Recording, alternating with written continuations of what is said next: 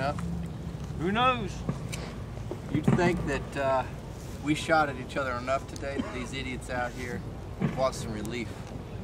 Half of them don't know what they're shooting at, half of them don't care. I don't know about you, but I've seen enough death for one day. Speaking of seeing, I mean, I can't see how they can tell what they're shooting at. Me neither. It's so dark out here. But I do agree with you. I've had a belly full of it today. And I don't know what's worse, the fighting or the smell of death and sweat and powder and everything afterwards. Well, usually for me, it's the smell.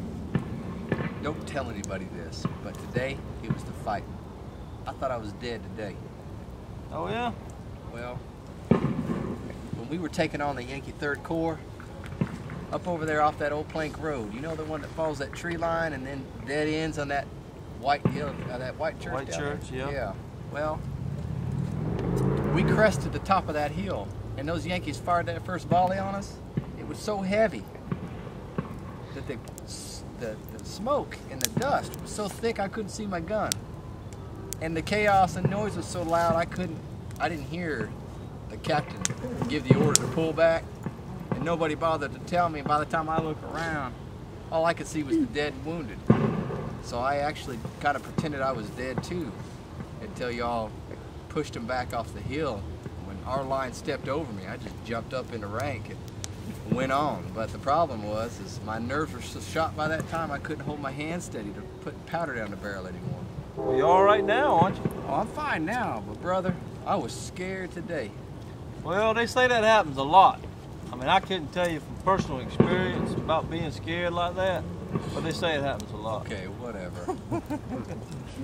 Pards, I just heard that Jackson got shot. Brett, man, I am so thirsty. Where you been? I was telling Gary, I thought you went across the Yankee lines to get this out of the Rappahannock. Wait a minute, Jackson who? General Stonewall Jackson got shot. Oh, that's just lies and Yankee rumors that they're spreading, hoping fools like us will believe. Yeah.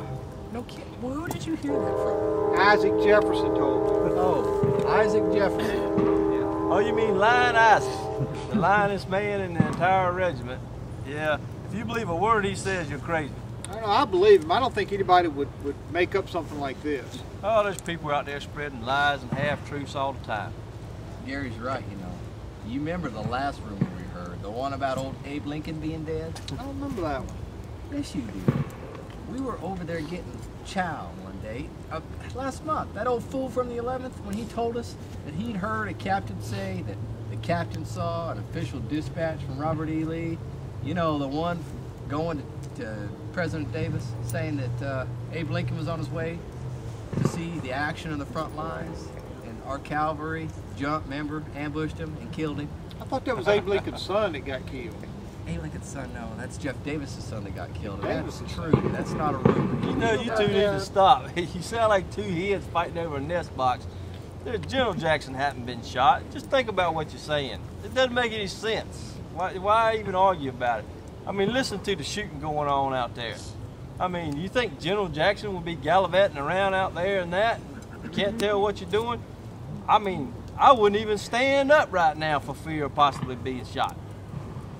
But on the other hand, you know, General Jackson does have a reputation of not worrying about being shot. After all, at Manassas, he got his nickname, and ever since then, they say, look at General Jackson, there he stands like a stone wall as the bullets is whizzing by him like a hailstorm.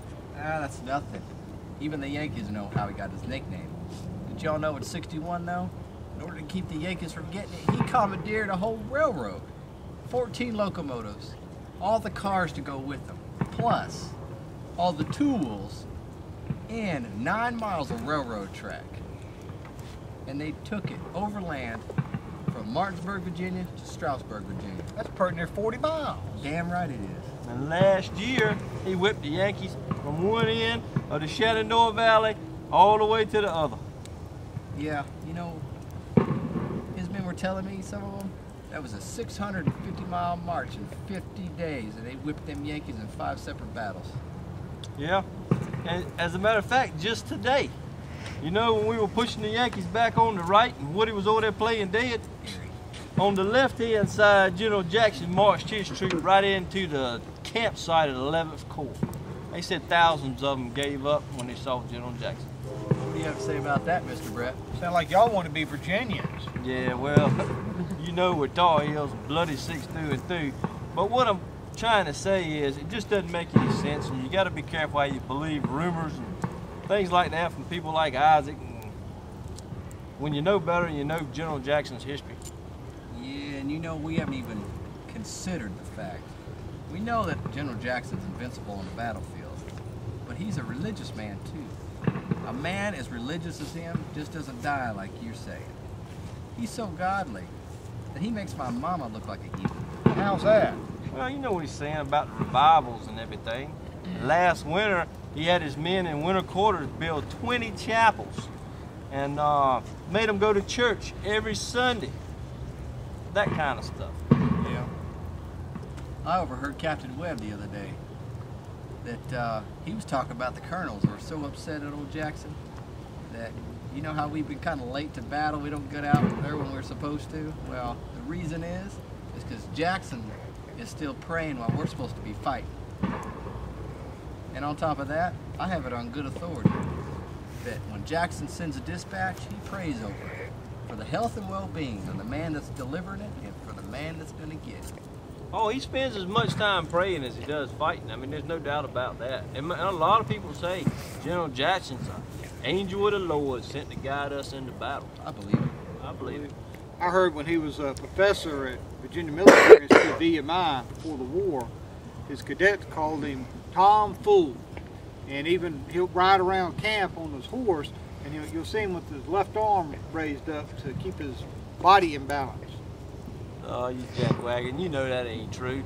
As a matter of fact, the other day when General Lee and General Jackson passed us on the way up here, he didn't have his arm over his head. But I will tell you one thing that is true. We call him General Jackson, but he's actually 2 generals. I believe he's a general. We all know he's a general in the Confederate Army, but I also believe he's a general in the Lord's Army. I believe he's led more men to salvation than any other general the Lord has. Yeah, Woody. Captain, we'll see you back in camp. Oh. Woody, what have you done now? Probably over some thieving. Hey, Brett, that's a rumor. I know, I'm still missing my drawer. There's some skirmishing back down the road. A couple of officers have been wounded. He wants you two to go scout for federal positions. You ladies stay here and keep some wood on the fire. Yeah, right. Corporal, have a seat. What's the word? General Jackson has been shot. General Jackson has been shot? Oh, Lord. The Lord is taking his general home with him. What are we going to do if he does take him home? What are we going to do without our General Jackson? I don't know what we're going to do.